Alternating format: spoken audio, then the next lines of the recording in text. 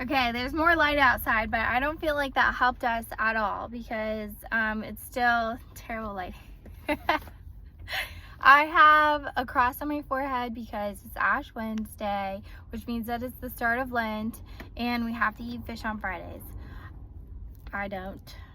Don't tell Jesus on me. He already knows. But, you know, you do whatever you feel called to do. I already gave up some things, you know, because, okay, so here's the thing. Don't take my word for it because I already said I'm brand new at this. And we're just doing it together. I don't know what I'm supposed to be doing with this Bible other than reading it.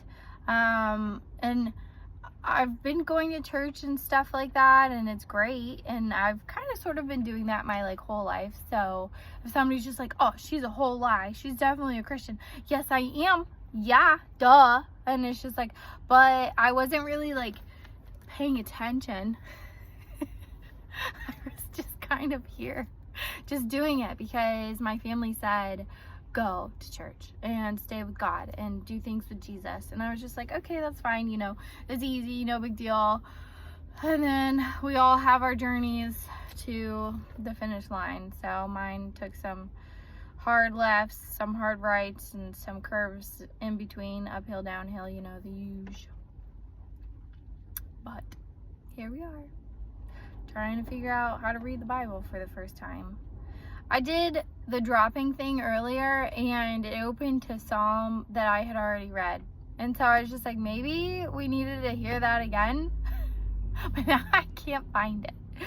Usually I don't record to, it's just like a one-off, and whatever I say is what I say. If I sound ridiculous, who cares? I don't. That's not what I'm doing this for, is the edits and looking all cute and stuff. I do not care. It's, you know, it's about Jesus. But in my first one, I'm gonna skirt, okay? So, yeah. I just opened the Bible and we're in Ezekiel. Did we already read Ezekiel? I need to start making a list of it. It doesn't matter, okay? Like I just said, it doesn't matter because if we need to hear it again, then we need to hear it again. And it is what it is. I'm out here sitting in PF again because then after this I'm going to go to the gym. Did I already tell you why I have a cross on my forehead? It's Lent. Ash Wednesday. Yeah, okay. So here's the thing about Ash Wednesday that I don't super understand is we have to give something up, which is, that's fine. You know, great. Practice your faith, give something up, see if you can do it, and like stay with the Lord. Like you give something up that like you actually like really like want. Maybe you eat fast food 3 times a week. And you're like, oh my gosh, I'm giving up fast food.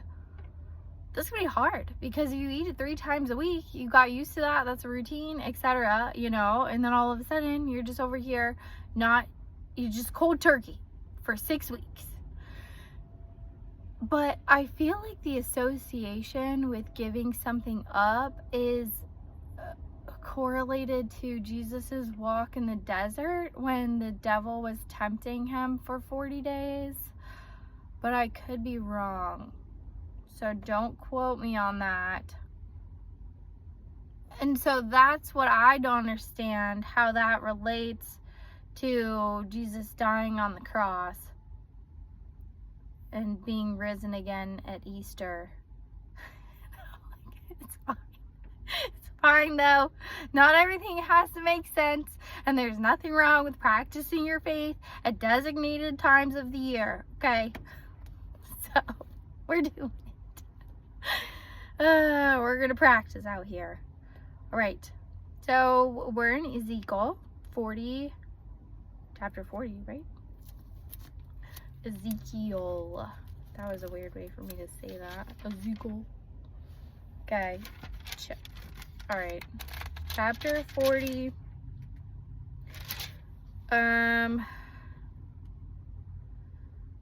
We'll just do the outer court. Verse 17. Then he brought me into the outer court. There I saw some rooms in a pavement that had been constructed all around the court. There were 30 rooms along the pavement. It abutted the sides of the gateways and was as wide as they were long. This was the lower pavement. Then he measured the distance from the inside of the lower gateway to the outside of the inner court. It was 100 cubits on the east side as well as on the north. So, without context, I don't know what that means. Why are we measuring? We're measuring a temple, apparently. So the new temple area, in the 25th year of our exile, at the beginning of the year, on the 10th of the month, in the 14th year after the fall of the city, on that very day the hand of the Lord was upon me, and he took me there. In visions of God, he took me to the land of Israel and set me on a very high mountain. Listen, you can't knock people's spiritual journeys. If God says go to the mountains, just get out of here. Just go to the mountains. If he says go to the ocean, do that. Because, I mean, if that's where he's going to talk to you the most, why not? Why not go? Go talk to the Lord, wherever that may be. In a forest. Just don't stand in the middle of the street, okay? I don't think he wants to talk to you out there. That's just me, though. Yeah, so we're measuring things for a new temple. I read Ezekiel, okay? It'll tell you why we gotta know why we're building a temple over here. But the whole temple, so there's like a whole chapter about the dimensions of this temple. Architects, get on it. Draw it up. Show me what it would look like based off of these measurements. There's cubits in here. There's like, it says 25 cubits wide, and like there's 10 cubits. You know, got your work to do. Got your work cut out for you. Ezekiel 40. Go figure it out. Draw it up. Show us what it would look like. Okay. As always, be blessed. The end. Love you guys. Talk to you next time. Bye-bye.